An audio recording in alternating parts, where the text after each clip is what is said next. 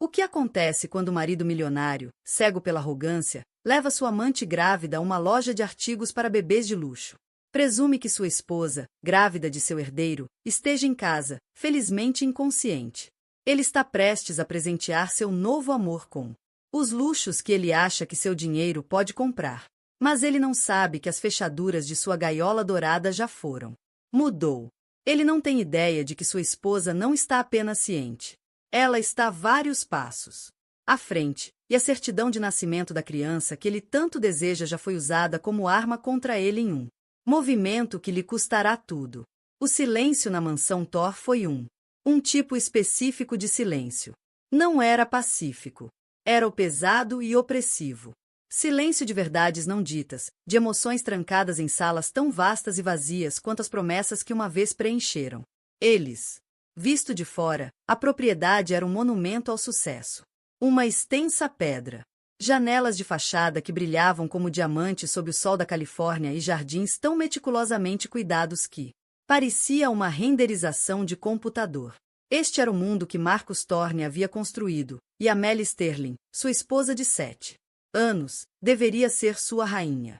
Marcus era um homem forjado no fogo de sua própria ambição. Ele era um milionário muitas vezes, o tipo de homem cujo perfil em revistas de negócios sempre incluía palavras como titã visionário e implacável. Ele se movia com uma confiança inabalável. Sua voz era um barítono suave que chamava a atenção em salas de reuniões e jantares. Ele adorava a ideia de vida perfeita e Amélia, com sua graça tranquila e elegância de família rica, era o acessório perfeito. Mas um acessório pretendia elogiar, não sentir. E, ultimamente, Amélia sentia tudo e nada ao mesmo tempo. Sua vida era uma gaiola dourada, bonita por fora, mas ainda assim uma prisão.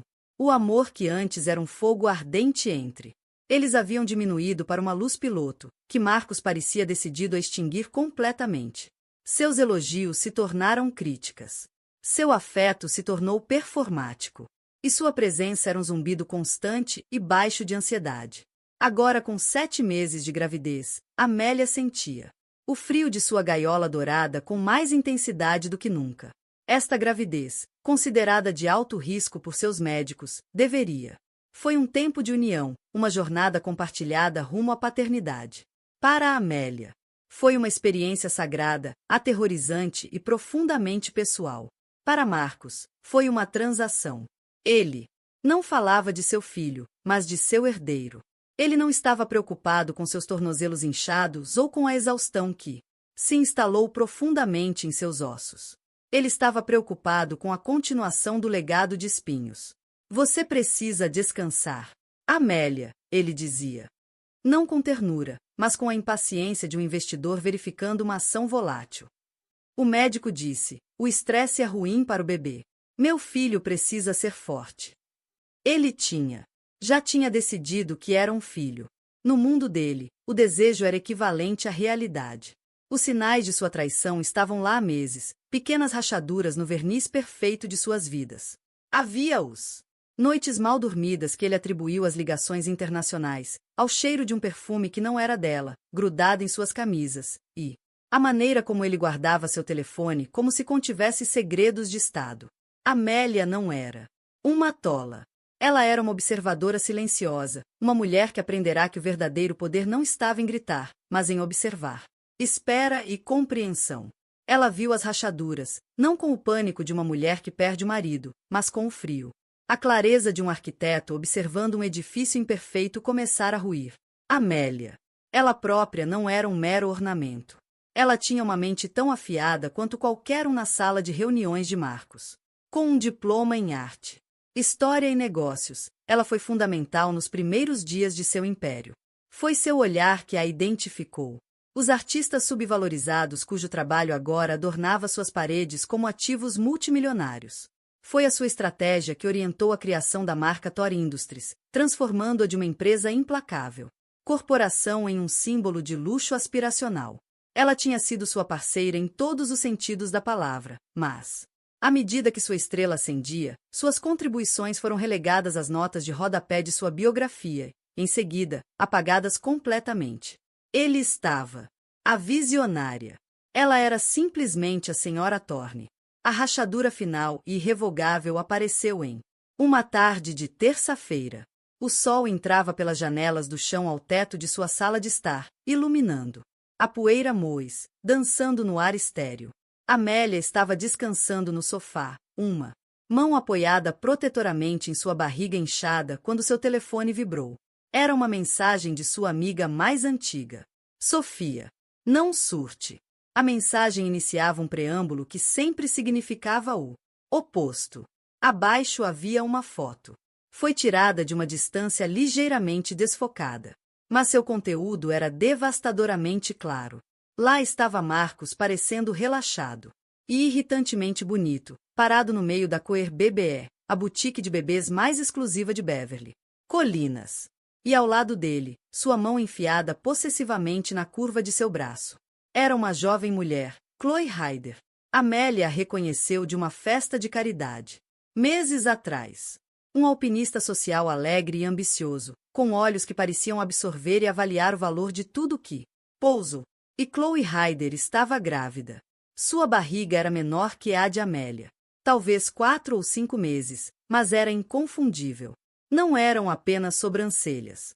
Na foto, uma vendedora estava segurando um cobertor de bebê de cachemir que parecia ridiculamente caro, e Marcos acenava com um cartão de crédito já em mãos. Ele estava sorrindo. Era um sorriso genuíno e espontâneo, do tipo que ele não dava a Amélia há anos. Amélia olhou fixamente para a foto, o telefone pesando em sua mão.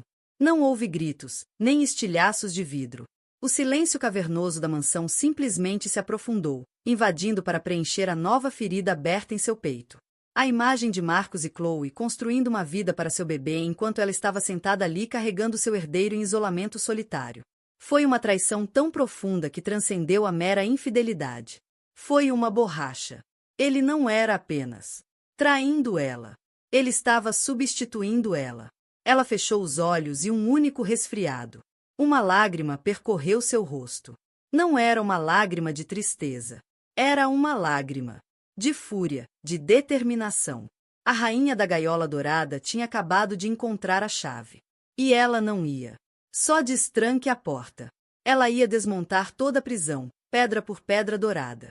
O jogo que ele pensava estar ganhando já havia acabado. Ele só não sabia ainda. A histeria era um luxo que Amélia não podia pagar. Enquanto olhava para a fotografia no telefone, uma calma estranha e terrível caiu sobre ela. A onda de choque de dor era real, um aperto físico em seu estômago, mas foi rapidamente substituída por uma cristal em foco. Ela estava à deriva em um mar de negação e esperança, mas isso. A imagem era a costa rochosa e áspera em que ela acabará de bater. Não havia mais ambiguidade, sem mais se deixar enganar para acreditar nas desculpas dele. Só havia verdade, nua e crua. Ela guardou a foto, com movimentos deliberados e precisos. Ela não jogou seu telefone. Ela não ligou para sua amiga Sofia para chorar ou gritar. Em vez disso, ela se levantou do sofá, seu corpo sentindo-se pesado com mais do que apenas o peso de seu filho.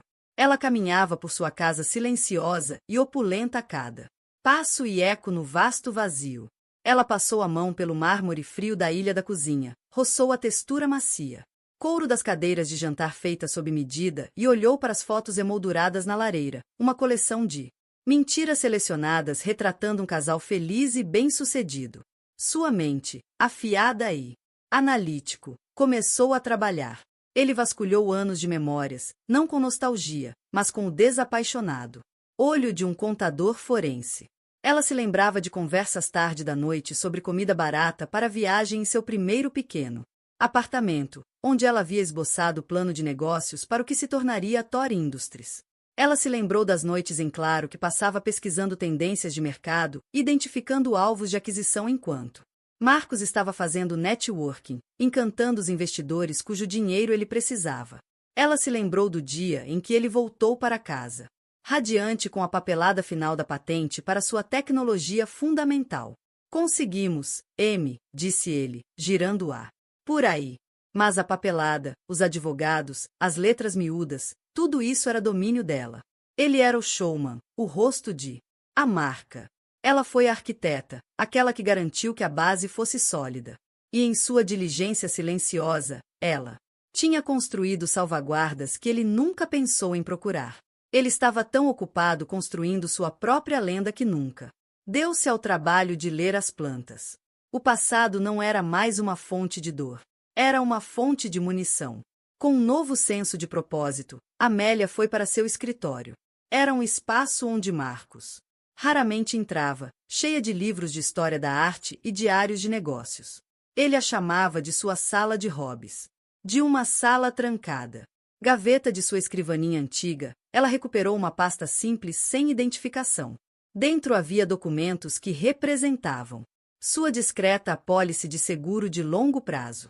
Então ela fez um telefonema. Escritório de Benjamin Carter. É Amélia Sterling, disse ela, com a voz calma e firme. Por favor, diga a ele que está na hora. 1 hora depois, Amélia estava sentada no cadeira luxuosa para o cliente do escritório de Benjamin Carter no centro da cidade. Benjamin era a antítese do chamativo estilo corporativo de Marcos. Advogados. Ele estava na casa dos 50 anos, tinha olhos gentis, um terno elegante e uma aura de descrição inabalável. Ele foi advogado de sua família por décadas, tendo cuidado do patrimônio de seu pai com ambos. Compaixão e eficiência implacável. Quando Amélia se casou com Marcos, o pai insistira que ela mantivesse Benjamin para seus próprios assuntos pessoais. Era um conselho que ela agora estava profundamente grato por. Amélia Benjamin disse com uma expressão séria. A ligação foi bastante enigmático. Está tudo bem? Amélia não respondeu imediatamente. Ela simplesmente deslizou o pasta sobre sua mesa de mogno polido. Benjamin a abriu. Seus olhos. Ele examinou a página inicial e soltou um assobio baixo. Então ele finalmente cruzou a linha. Você não pode ignorar, disse ele. Não foi uma pergunta. Ele está tendo um caso. Amélia afirmou. Sua voz sem emoção. Com uma mulher chamada Chloe Ryder. Ela está grávida. Também. Hoje, ele a levou para fazer compras para o bebê no Coer Bebê. Ela então mostrou a foto no celular dela. Benjamin olhou para ela, com o maxilar ligeiramente tenso. A arrogância daquele homem nunca deixa de me surpreender. A arrogância dele é a sua fraqueza, respondeu Amélia. É com isso que eu sempre contei. Benjamin assentiu, voltando sua atenção para os documentos. Bem, sua previsão foi notável. Tudo está no lugar, exatamente como discutimos no ano passado. Isto foi o golpe de mestre, o plano que Amélia vinha construindo meticulosamente com a ajuda de Benjamin, pedaço por pedaço doloroso. Enquanto seu casamento se desintegrava. Foi uma estratégia que não nasceu de uma única traição, mas de 1000 pequenos cortes. Vamos rever, disse Benjamin, colocando os óculos de leitura. Primeiro, o acordo pré-nupcial. Acordo. Quando redigimos, os advogados de Marcos estavam tão focados em proteger seus ativos existentes que eles prestaram pouca atenção às cláusulas relativas à propriedade intelectual criada durante o casamento. Eles cometeram um erro crítico. Ele apontou para uma cláusula específica. Esta seção, que você insistiu, mediante a atribuição da propriedade exclusiva de qualquer patente ou trabalho criativo registrado em seu nome individual a você inteiramente, separado do patrimônio conjugal. Foi formulado como uma forma de proteger suas atividades artísticas e acadêmicas pessoais. Amélia lembrou-se de Marcos zombando disso. Minha esposa, a historiadora da arte, tudo bem, deixe ela manter seus pequenos hobbies. Esses pequenos hobbies, Benjamin continuou com um sorriso sombrio, inclui as 3 patentes principais do software que a Tor Industries utiliza, bem como marca registrada da divisão de marcas de luxo que você idealizou. Tudo isso era meu ponto forte. Recomendação registrada sob seu nome de solteira, Amélia Sterling. Ele nunca pensou em verificar. Ele apenas viu os lucros chegando. Amélia sentiu um tremor de vingança. Então, eu não tenho apenas influência no divórcio. Eu tenho influência sobre toda a empresa. Você não tem influência. Amélia. Benjamin corrigiu gentilmente. Você tem o controle. Se você decidir fazer valer seus direitos, poderá impedi-lo legalmente. Operações primárias ou exigir taxas de licenciamento que o fariam. Ele é, para todos os efeitos, seu inquilino. O peso dessa declaração se instalou na sala, mas essa foi apenas a primeira parte de A Armadilha. E agora, disse Benjamin, voltando-se para um novo conjunto de documentos legais para o herdeiro de quem tanto se orgulha. Isso foi a parte que foi brilhante e brutal. Não podemos mudar legalmente uma certidão de nascimento antes que o bebê nasça. Nascido, explicou ele. Mas podemos controlar as informações que vão no início. Formulário de registro. Nos últimos 6 meses, temos documentado a negligência e a infidelidade de Marcos. Juramos. Declaração juramentada de itinerários de viagem da equipe que provam que ele não estava onde alegou estar e agora evidências fotográficas de seu relacionamento com outra mulher grávida. Ele tocou no arquivo. Segundo a lei estadual, embora se presuma que o marido seja o pai do filho de sua esposa, esta presunção pode ser contestada especialmente em circunstâncias de abandono ou adultério. Entramos com uma petição no tribunal para ser notificada a nosso critério. Desafia preventivamente essa presunção com base nas evidências que compilamos. Quando seu filho nascer, você será listado como o único pai-mãe com guarda na papelada do hospital. O nome do pai ficará em branco. Amélia prendeu a respiração. A criança receberá seu sobrenome, continuou Sterling Benjamin. Marcos não terá nenhum sobrenome automático. Direitos paternos, nenhuma voz nas decisões médicas, nenhum acesso automático, nada. Se quiser ser reconhecido como pai, terá que entrar com uma ação de paternidade. Terá que se submeter a um teste de DNA. Testar e ter todo o seu caso resolvido, incluindo a existência de seu outro filho, dissecado em um tribunal público. Ele quer um legado. Ele terá que processar o próprio filho pelo direito de fazer parte dele. O brilho devastador era de tirar o fôlego. Marcos, um homem obcecado por imagem com controle, com seu nome teria que nome retirado de seu próprio filho no momento de seu nascimento. Ele seria forçado a uma humilhação pública. Espetáculo para ganhar exatamente aquilo que ele considerava garantido. Ele acha que está construindo uma nova vida com essa mulher, disse Amélia, com a voz quase um sussurro. Ele não tem ideia de que sou eu quem tem os códigos de demolição. Para o seu. Benjamin fechou a pasta. Ele voltará para casa esta noite, feliz da vida. Sem saber qual é o seu próximo passo. Amélia olhou pela janela para a cidade. Abaixo, uma paisagem de poder e ambição. Pela primeira vez em muito tempo, ela sentiu que pertencia a ela. De novo. Esta noite, ela disse com a voz fria e dura como aço. Eu o deixei ir. Na armadilha. O relógio de pêndulo no saguão soou 10 vezes a cada gongo. Um bilhete fúnebre marcava a lenta morte de seu casamento. Amélia estava sentada na sala de estar principal. As luzes diminuíram de intensidade, lançando longas sombras que dançavam como espectros nas paredes. Ela não estava andando de um lado para o outro nem tocando as mãos. Ela estava. Anormalmente ainda um retrato de compostura, um único copo de água gelada na mesa ao lado dela. Ela tinha. Escolheu sua roupa com cuidado, um vestido preto simples e elegante. Era o vestido que ela usará no funeral de seu pai, um símbolo silencioso de um fim. Ela ouviu o carro dele rangendo na entrada de cascalho. A batida confiante da porta, suas chaves. Estridente quando ele entrou na casa. A voz de Amélia Marcos ecoou pelo corredor, revestido de um calor falso e alegre. Você ainda está acordado. Ele apareceu na porta da sala de estar. Quarto, afrouxando a gravata. Ele segurava uma pequena caixa embrulhada para presente, de uma joalheria famosa. Uma oferta pela culpa. A clássica manobra patética de um marido infiel. Fui retida em uma reunião que se estendeu até tarde. Ele mentiu, colocando a caixa em cima da mesa. Trouxe uma coisinha para você. Amélia nem olhou para a caixa. Ela manteve os olhos fixos nos dele. Foi uma reunião produtiva? Ela perguntou, com a voz suave, quase coloquial. Muito, ele disse, servindo-se de uma generosa dose de uísque da garrafa de cristal. Ele evitava o olhar dela, entretido com a bebida. Fechando um novo negócio. Você sabe como é. Eu sei, ela disse. Eu também sei como é no cocher beber a esta hora do dia. Está cheio. A mão que segurava o copo de uísque congelou a meio caminho dos lábios. O silêncio que se seguiu foi carregado de pânico. Ele baixou lentamente o copo, seus olhos finalmente encontrando os dela. Ele não viu lágrimas. Sem histeria. Ele viu algo muito mais aterrorizante, uma raiva plácida e calculista. Do que você está falando? Ele zombou, tentando se recompor. A negação foi instintiva, um reflexo.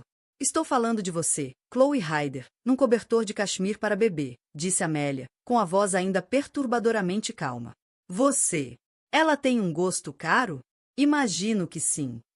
O rosto de Marcos, geralmente uma máscara de confiança encantadora, desmoronou. Por um momento, ele parecia um menino, pego com a mão na massa.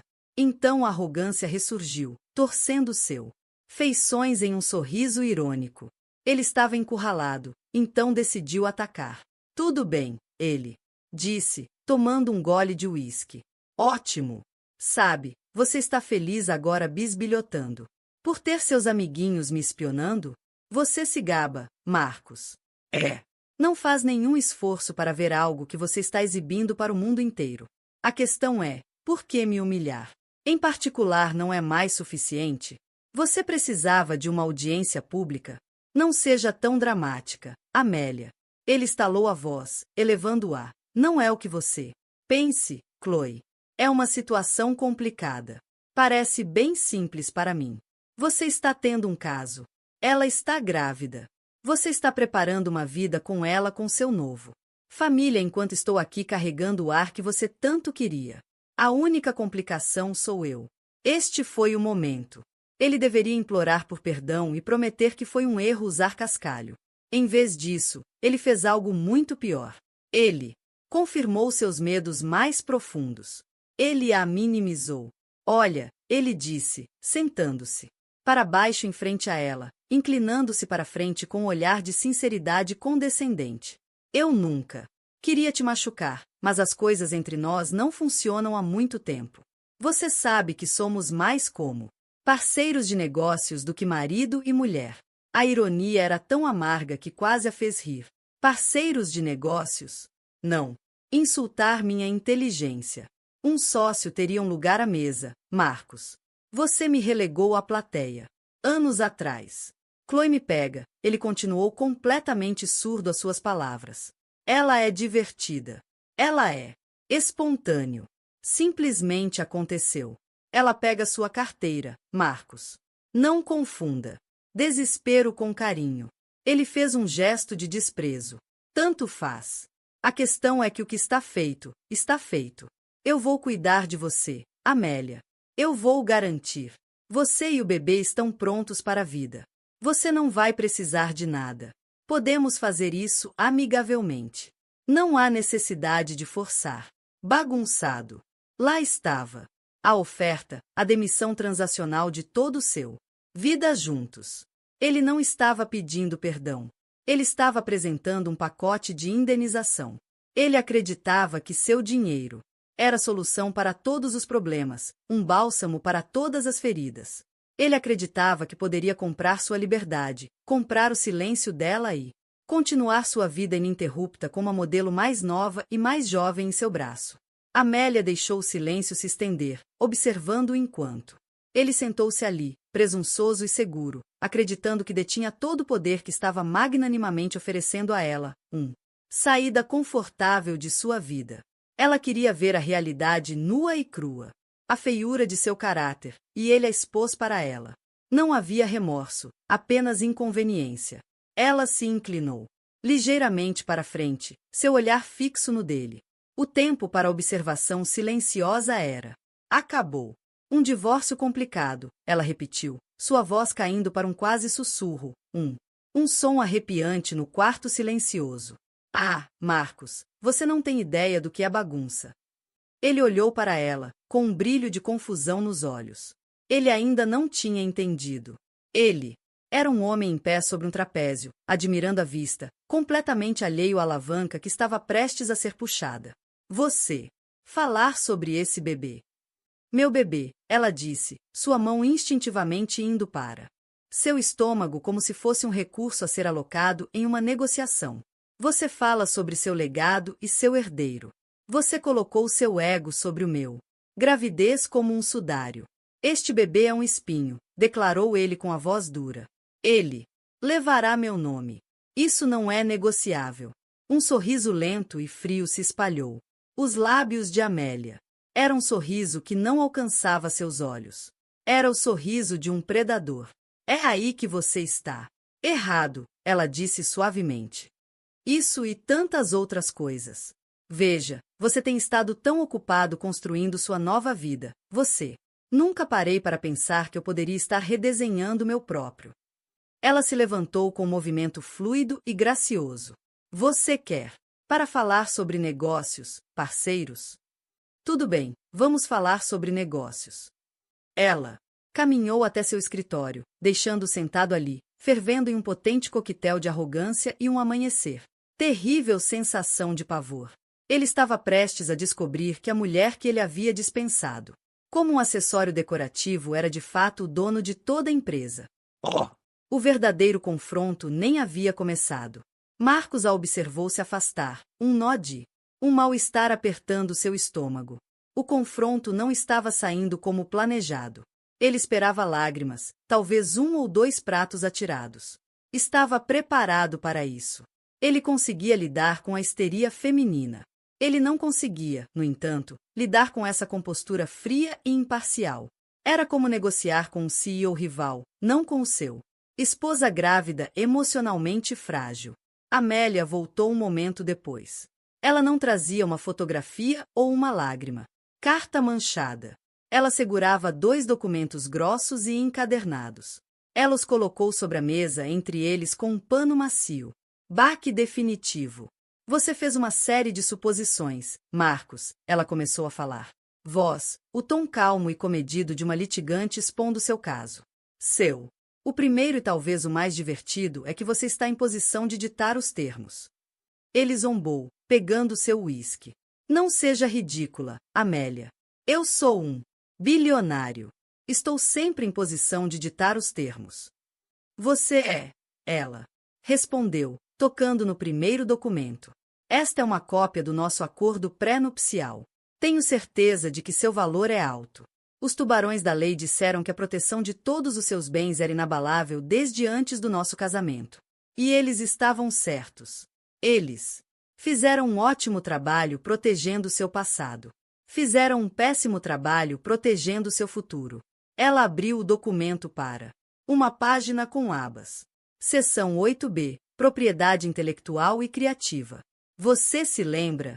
Acho que você a chamou de minha cláusula de hobby. Ela estipula que quaisquer patentes, marcas registradas ou direitos autorais criativos registrados exclusivamente em meu nome de solteira, Amélia Sterling, permanecerá como minha propriedade não conjugal exclusiva em caso de divórcio. Um lampejo de reconhecimento, então. Demissão, cruzou seu rosto. Seus trabalhos de arte e tudo mais. Sim, eu. Lembra. E daí? E daí? O sorriso de Amélia era afiado como uma navalha. E daí? Toda a infraestrutura de software da Tor Industries. O algoritmo proprietário que lhe dá uma vantagem no mercado. Aquele que desenvolvemos em nosso primeiro apartamento. Aquele para o qual fiquei acordado por 72 horas seguidas codificando a estrutura. Enquanto você estava procurando investidores. A patente para isso foi registrada 2 anos depois do nosso casamento. Patente número 7835B. Arquivado e registrado exclusivamente para Amélia Sterling. A cor desapareceu. O rosto de Marcos. Ele a encarou, com a boca ligeiramente aberta. E quanto ao marca Tor Lux? Ela continuou implacável. A divisão de estilo de vida que agora representa 40% do faturamento da sua empresa. Lucro. O conceito da marca, a estratégia de marketing, o próprio nome, tudo faz parte de um portfólio criativo que desenvolvi. Marca registrada que também é de propriedade exclusiva de Amélia Sterling. Ela se recostou, deixando a informação. Afunde. Então, veja bem, você não é um bilionário ditando termos. Você é um homem cujo império inteiro é construído sobre uma fundação que me pertence. Você É meu inquilino, Marcos, e receio que seu contrato de locação tenha expirado. No momento em que entrarmos com pedido de divórcio, posso legalmente servi-lo. Você com uma ordem de cessar e desistir. Ou se eu estiver me sentindo generoso, posso licenciar minha própria propriedade de volta para você por uma taxa que faria seus acionistas chorarem. Então, não, você não vai me preparar para o resto da vida. Sou eu quem vai decidir se eu permitir que sua empresa continue existindo. Marcos ficou sem palavras. Ele olhou de seu rosto para o documento e de volta para sua mente pela primeira vez em sua vida, incapaz de processar a realidade de sua situação. Ele estava tão cego por sua própria genialidade percebida que nunca imaginou que a mulher ao seu lado era capaz de um movimento estratégico de tirar o fôlego. Ele não a via como sua esposa, mas como uma oponente formidável e aterrorizante que vinha planejando isso há anos. Você não pode, ele gaguejou as palavras ocas. Nós construímos juntos. Eu construí. Isso. Ela o corrigiu, sua voz como gelo. Você acabou de colocar seu nome na porta. Ela o deixou afundar nos destroços de seu ego destruído por um longo momento antes de empurrar o segundo documento em direção a ele. E isso nos leva à sua segunda e muito mais dolorosa suposição. Ela disse, o assunto do seu herdeiro. Ele olhou para o segundo arquivo como se fosse uma cobra venenosa. Você declarou que nosso filho carregará o nome Thor, que não era negociável. Ela soltou uma risada curta, aguda e sem humor. Aquele nome Marcos é uma responsabilidade com a qual não vou sobrecarregar meu filho. Este documento é uma cópia de uma petição apresentada à família. Tribunal. Ele detalha com evidências extensas e irrefutáveis declarações de testemunhas de funcionários, cópias de hotéis e voos, registros, demonstrações financeiras e uma linda fotografia sua em uma loja de artigos para bebês hoje. Seu progresso. Infidelidade e abandono emocional durante minha gravidez de alto risco. Seu olhar era de pena. Segundo a lei estadual, a paternidade do marido é presumida, mas uma presunção pode ser contestada, e nós o fizemos. Quando eu vou para o mundo dos negócios assistirá enquanto o grande Marcos Thorne implora um juiz para que seu nome seja colocado no registro de nascimento de seu próprio filho. Certificado. É esse o legado que você quer, Marcos? Um espetáculo público de sua humilhação? Ele finalmente cedeu. A arrogância, o charme, o poder, tudo evaporou, deixando para trás um homem vazio e desesperado. Ele olhou para ela, seu rosto uma máscara de descrença e horror. A armadilha não tinha sido apenas acionada, ela tinha aniquilou-o. Ele viu agora que a gaiola que havia construído para ela era uma ficção. O tempo todo ele tinha sido o único preso, e a arquiteta de sua prisão era a mulher que ele tão tolamente havia subestimado. Amélia, por favor, ele sussurrou as palavras pegajosas na garganta. Era a primeira vez que ela ouvia implorar por alguma coisa. Por favor, o que ela pediu, com uma expressão inflexível. Por favor, não te responsabilize por isso. Suas ações. Por favor, permita que você descarte a mim e nosso filho sem consequência. Você queria uma transação comercial. Parabéns, Marcos. Estamos tendo e seus bens estão agora em liquidação. Os momentos depois de Amélia trancar sua porta do quarto foi para Marcos Thorne uma aula magistral sobre pânico movido pelo ego.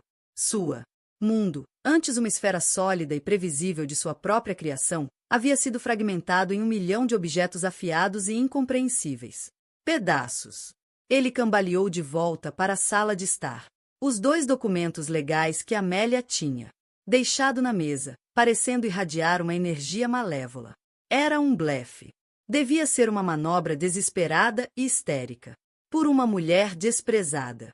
Suas mãos tremiam de raiva enquanto ele tateava em busca do telefone, o polegar cutucando a tela para ligar. Seu advogado principal, Richard Albrecht. Ele estava pagando ao homem uma quantia de 7 dígitos precisamente para evitar situações assim. Albrecht Marcos gritou ao telefone no segundo em que a ligação atingiu sua voz com um nervo exposto. Nós temos um problema dos grandes. A Amélia perdeu a cabeça. Ela está fazendo ameaças. Ameaças? A voz de Richard era suave, acostumado aos dramas noturnos de seu cliente. Que tipo de ameaças, Marcos? É sobre o divórcio? Estamos preparados para isso. Não, você não está. Marcos andava como uma pantera, a garrafa de uísque chamando sua atenção. Ele despejou uma quantidade considerável em um vidro. Ela está falando bobagens insanas sobre possuir as patentes principais para o empresa. Algo sobre uma cláusula de hobby no acordo pré-nupcial. E ela preparou alguns. Esquema para manter meu nome fora da certidão de nascimento. Feche isso, Richard. Feche. Tudo. Quero que ela se envolva em tanto litígio que não verá o filho por uma década. Houve uma pausa do outro lado da linha. Não foi a confirmação imediata e confiante que Marcos esperava. Era um silêncio repleto da preocupação de engrenagens mentais distantes. A cláusula de propriedade intelectual. Richard disse lentamente, com uma nova nota inquietante de cautela em seu tom. Eu me lembro. Isso. Nós sinalizamos isso como incomum, mas o seu lado caracterizou isso como uma concessão aos seus objetivos acadêmicos. Trivial. Você está me dizendo que algo foi arquivado sob ela? Claro que não.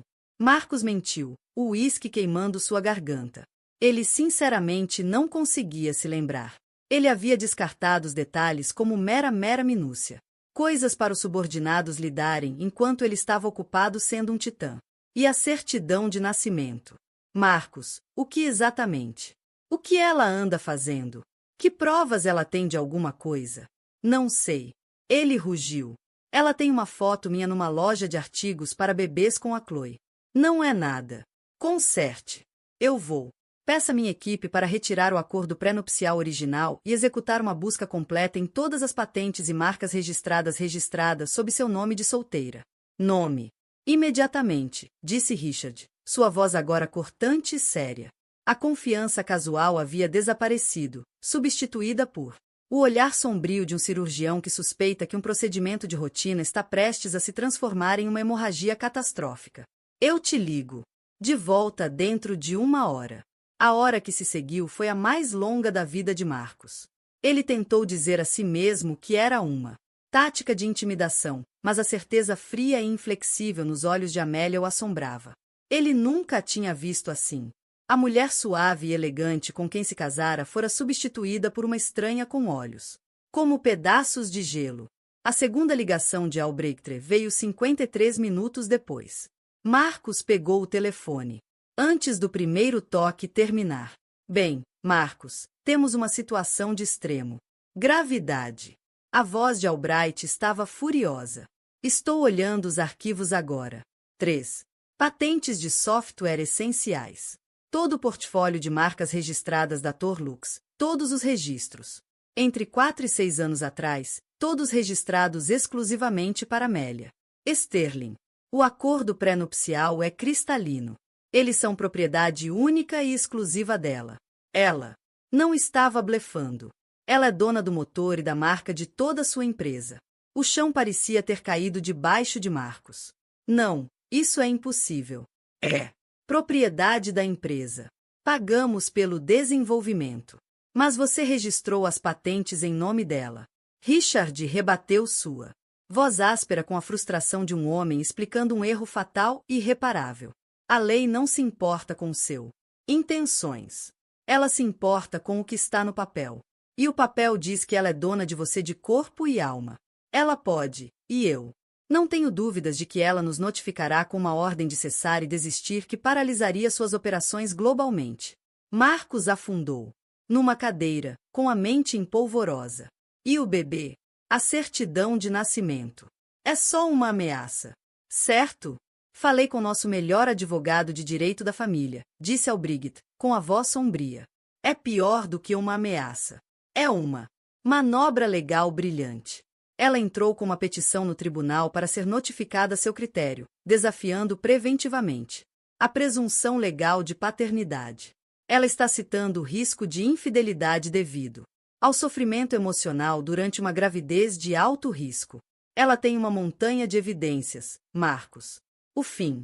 O resultado é exatamente o que ela lhe disse.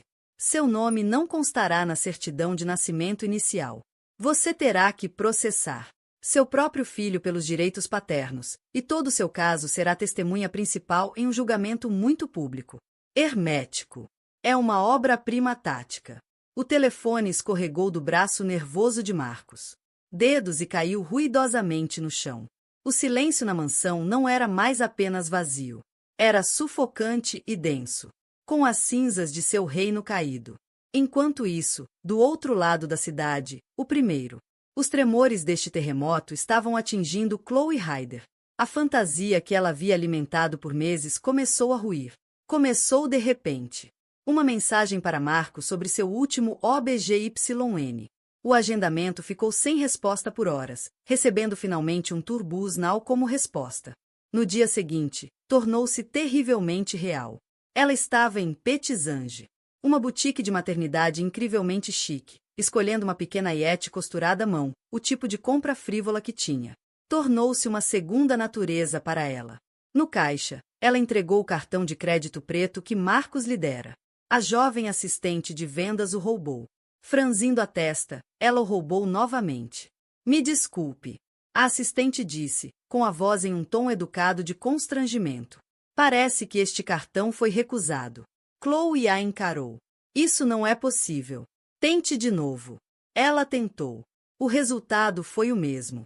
Uma onda de calor subiu pelo pescoço de Chloe ao sentir os olhares de outros clientes ricos sobre ela.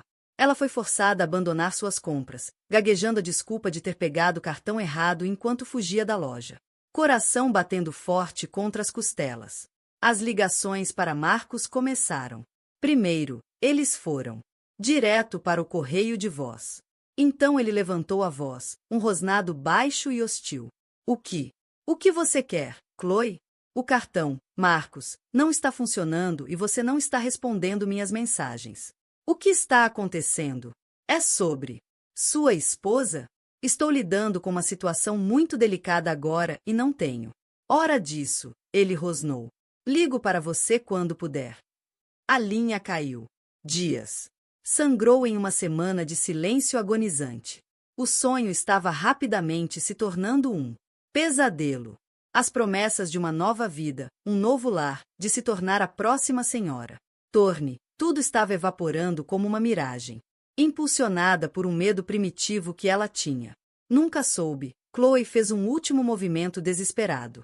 Ela entrou no carro e dirigiu até o único lugar onde sabia que poderia encontrar respostas, os portões de ferro da propriedade Thor. Ela tocou o interfone, com a voz trêmula. É Chloe Ryder. Eu preciso falar com Marcos. Ela esperava ser repreendida por um segurança. Em vez disso, após uma longa pausa, os pesados portões se abriram silenciosamente.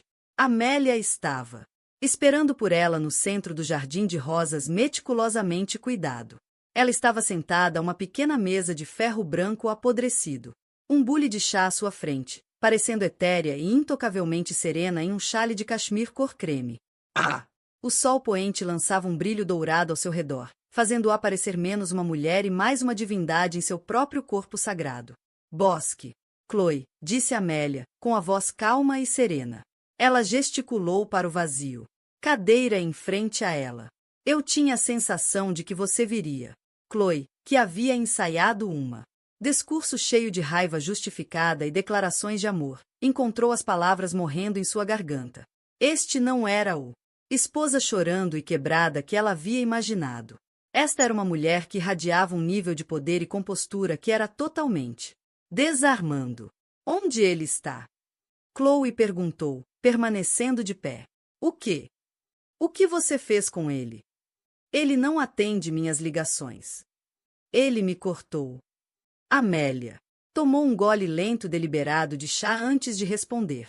O que eu fiz? Disse ela, seus olhos encontrando os de Chloe com um olhar de profundo desinteresse clínico, é reafirmar o controle sobre minha própria vida e minha propriedade. Você parece estar sob o equívoco de que Marcos era uma entidade independente de riqueza e poder. Foi um exercício de branding, muito eficaz, admito. Ela se inclinou ligeiramente para frente, sua voz baixando. Num tom confidencial, quase instrutivo. Você viu um bilionário e viu uma oportunidade. Isso é compreensível. Mas você cometeu um erro crítico. Você não cumpriu sua devida diligência. Veja bem, o homem que você pensava que era. O proprietário era, na verdade, apenas um inquilino. E eu sou o proprietário. Eu não sei o que. Do que você está falando, gaguejou Chloe, embora o medo frio começasse a se infiltrar em seus ossos. Deixe-me simplificar. Para você, disse Amélia, sua paciência soando como uma forma de crueldade.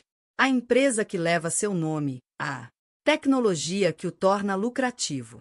A marca de luxo que paga pelos carros, a roupas, os cartões que ele distribuiu tão generosamente, eu os possuo. As patentes, as marcas registradas, elas estão em meu nome. Legalmente, elas são minhas. Marcos era simplesmente o gerente, e eu rescindi seu contrato de gestão.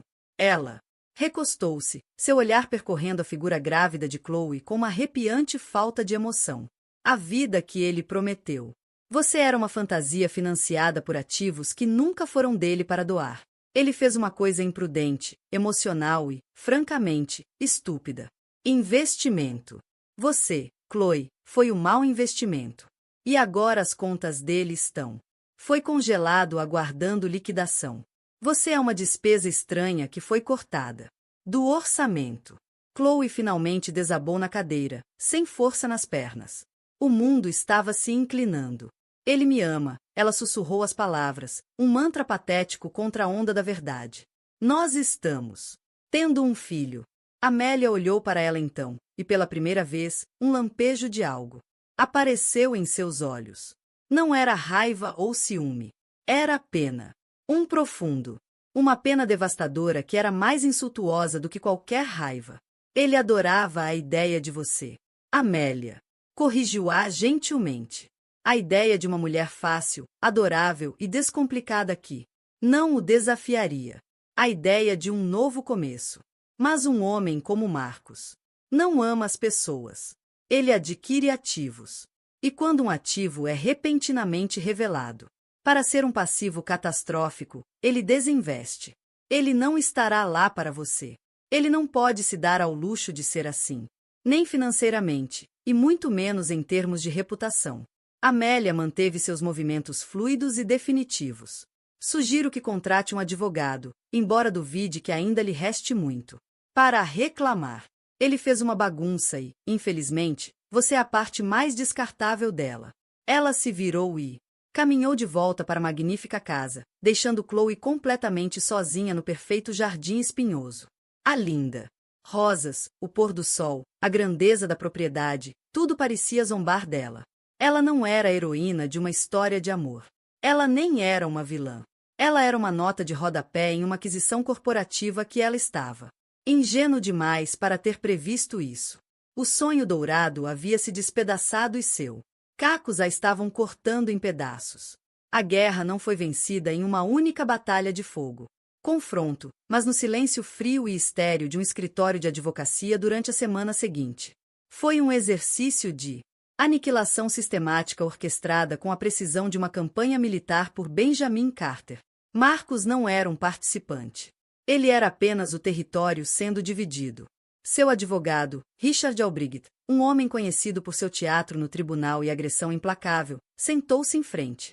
Benjamin, com um ar abatido e acinzentado, um bulldog completamente castrado.